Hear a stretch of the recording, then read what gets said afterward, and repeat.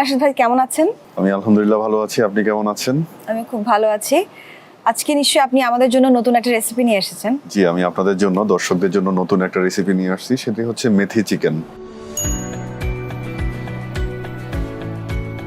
তো কি কি লাগছে উপকরণগুলো আমরা একটু এখানে জেনে আমার নিই। ইনগ্রেডিয়েন্টস গুলো সব রাখা আছে, যেগুলা ব্ল্যাক পেপার, কাশ্মীরি চিলি, শাহি জিরা, সল্ট, লবণ, টক দই, আদা গার্লিক রসুন এন্ড বাটা, জিঞ্জার পেস্ট, এন্ড হচ্ছে মেথি, মেথি শাক, বাটার, রেড চিলি, লাল মরিচ, মরিচ, আর এখানে হচ্ছে প্রাণের গুঁড়া মশলা রাখা আছে, অনিয়ন রাখা আছে, আর চিকেন তো আছেই। আচ্ছা, তাহলে আমরা শুরু করি। অবশ্যই। তাহলে প্রথমে কি করছেন আপনি? প্রথমে আমি যেটা করব, চিকেনটাকে আগে কেটে নিচ্ছি।